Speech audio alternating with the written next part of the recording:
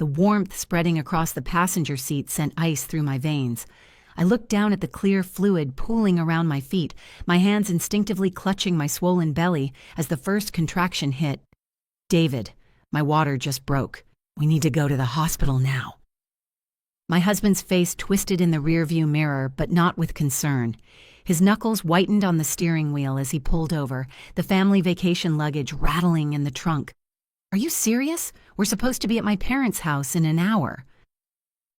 "The baby's coming," I managed between shallow breaths, feeling another wave building. He threw open my door from the outside, his hand rough on my arm. "Get out. You're ruining the leather seats." My name is Lisa. I'm 32 and a first-time mother. This is the story of how I made sure everyone knew exactly what kind of man my husband really was. The concrete was cold under my feet as David pulled me from the car, amniotic fluid still dripping down my legs. Behind us, a silver sedan slowed, and I caught my neighbor Sarah's shocked expression through her windshield. David didn't notice her. He was too busy grabbing towels from the trunk to protect his precious car interior. "I can't believe this," he muttered, not looking at me. "Mom's been planning this trip for weeks. Just call yourself an ambulance. I'll explain to them why you couldn't make it." The contraction that hit me then doubled me over, my hand pressed against the car for support. Through the haze of pain, I heard his door slam, the engine start. He actually drove away, leaving me standing on the sidewalk, labor progressing, fluid still leaking. Sarah was out of her car before David's taillights disappeared around the corner. "Lisa, oh my God, are you—" She took one look at my soaked clothes and grabbed her phone. "I'm calling an ambulance right now." What David didn't know was that Sarah wasn't just any neighbor. She was the wife of his company's CEO, a detail I'd kept private at her request. She'd witnessed months of his casual cruelty. The times he'd sent me to the store at night for beer while 9 months pregnant, the public humiliations, the comparisons to his mother, she'd documented it all. At the hospital, between contractions that felt like my body was splitting apart, I made a decision. When Sarah leaned close and whispered, "Someone filmed him leaving you there. They got the whole thing on video." I didn't ask her to keep it quiet. I nodded. The labor lasted 14 hours. My parents arrived within 2, Sarah having called them immediately. She stayed too, holding my hand when the pain became unbearable, whispering encouragement when I thought I couldn't push anymore. Meanwhile, my phone lit up with David's calls, not to check on me, but because his parents were furious that we'd missed the trip. My son was born at 3:47 a.m., screaming and perfect. As the nurse placed him on my chest, still slippery and warm, I felt something shift inside me. Not just love for this tiny person, but a fierce determination to never let him see me accept treatment like that again. Sarah's husband acted faster than I expected. By the time I was moved to recovery, the video was already circulating among David's colleagues. The angle was perfect. You could see me doubled over in pain, the wet stain spreading on my dress, David pulling me out of the car like I was contaminating it. You could hear him clearly. "Just call yourself an ambulance." The company David worked for prided itself on family values. They sponsored parenting workshops, gave generous paternity leave, featured employee families in their marketing. The president, Sarah's husband, had built the culture himself after his first child was born. The video destroyed David's carefully maintained professional image in hours. David arrived at the hospital the next afternoon, but I'd already instructed the staff not to let him in. Through the door, I could hear him arguing with security, his voice escalating from confusion to anger to something close to panic. "She's my wife. That's my child." "Sir, the patient has specifically requested no visitors by that name," the guard repeated calmly. My mother sat beside my bed, holding the baby while I ate my first real meal in 2 days. "Are you sure about this?" she asked gently. "He left me in labor on a street corner," I said, surprised by how steady my voice sounded. "I'm done being sure. I'm just done." Back home 3 days later, as I learned to navigate feeding schedules and diaper changes with my parents' help, the divorce papers were being prepared. The papers were delivered to David's office while HR was conducting their investigation into the video. Sarah later told me he'd tried to claim I was being dramatic, that I could have driven myself, that he had family obligations. The HR director, a mother of 3, apparently just stared at him, until he stopped talking.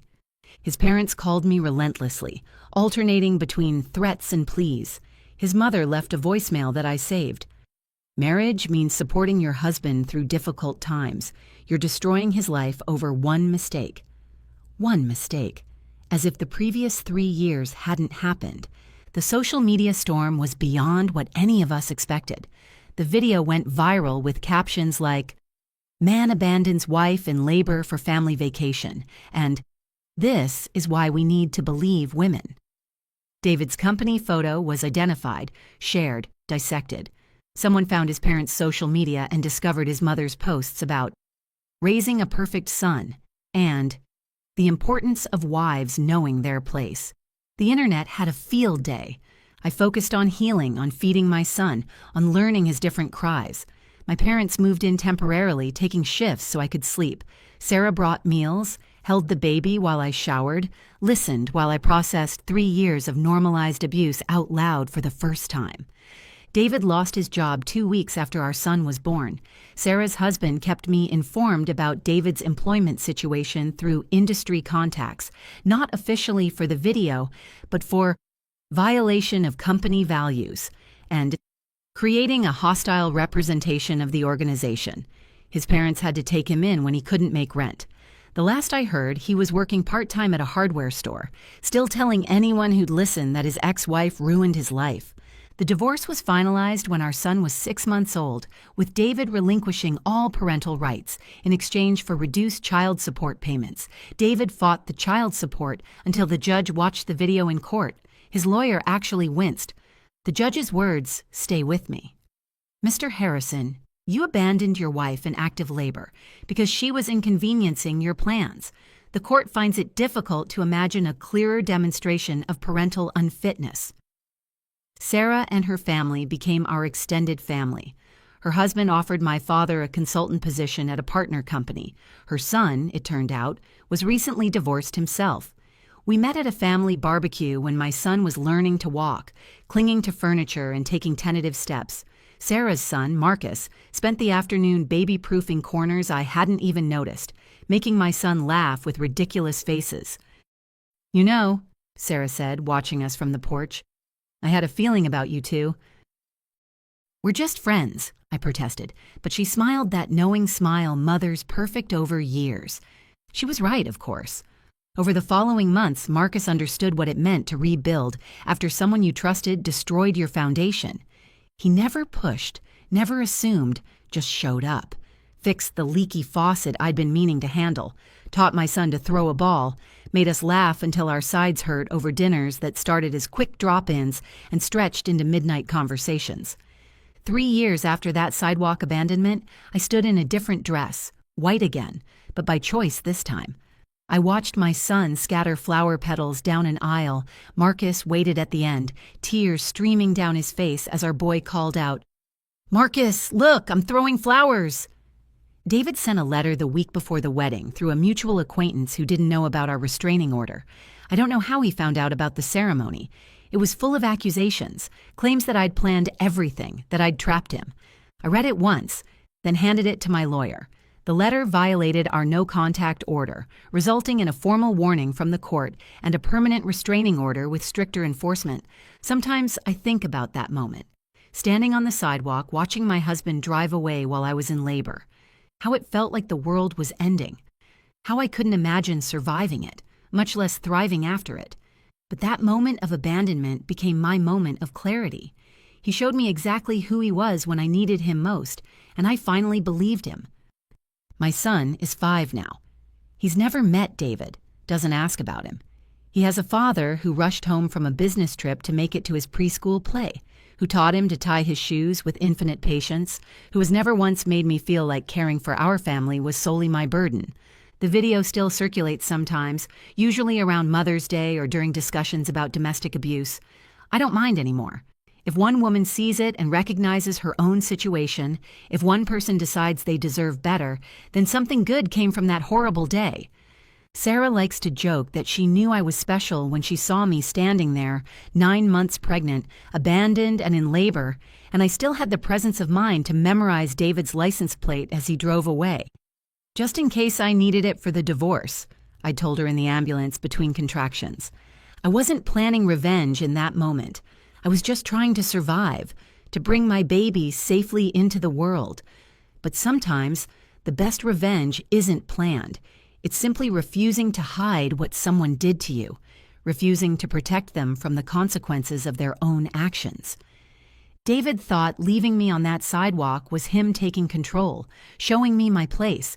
Instead, it was the push I needed to reclaim my life. Every happiness I've built since then is built on the foundation of that abandonment. Every laugh with my son, every quiet morning with Marcus, every gathering with the family we've chosen. He freed me that day, though not in the way he intended, and I made sure everyone knew exactly what kind of freedom he'd given me. The kind that comes from finally seeing clearly, finally choosing yourself, finally understanding that the person who should have protected you was actually the one you needed protection from. 2 years after my wedding to Marcus, during a routine grocery trip, I saw David for what would be the last time. He was buying beer, alone, of course, and froze when he saw me in the pasta aisle. My son was sitting in the cart singing a made-up song about dinosaurs. Marcus was comparing pasta brands, debating the merits of rigatoni versus penny with complete seriousness that made our son giggle. David looked between them, his face cycling through emotions I no longer cared to interpret. I met his eyes once, briefly, then turned back to my family.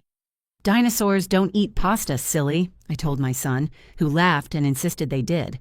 We left him standing there in aisle 7, holding his six-pack, watching the life he threw away continue beautifully without him. I didn't look back, I haven't since. The sidewalk where he left me is part of my regular walking route now. Sometimes I stop there with my son, not out of trauma, but out of triumph. That spot marks the worst and best day of my life. The day I was abandoned and the day I was freed. The day my son's arrival showed me I was strong enough to do this alone, even though I never had to be. Sarah still lives next door. She's teaching my son piano, badly but with enthusiasm. Her husband retired but consults occasionally, mainly to have excuses for lunches with my father where they solve all the world's problems. My mother and Sarah have a book club that's really an excuse to drink wine and gossip. Marcus and I built a life that feels like breathing easily after years of suffocation. Sometimes young women reach out after seeing the video, asking how I found the strength. I tell them the truth. I didn't find it. It found me in that moment when I realized the person who was supposed to protect me was driving away. Strength isn't about planning the perfect revenge or orchestrating someone's downfall. Sometimes it's just about standing on a sidewalk, calling an ambulance, and deciding you're done pretending this is what love looks like. The video will probably outlive all of us, a permanent record of one man's choice and one woman's turning point.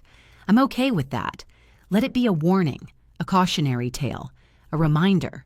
Let it be proof that leaving someone at their most vulnerable doesn't make you powerful.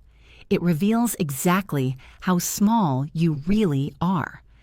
My son knows none of this story yet.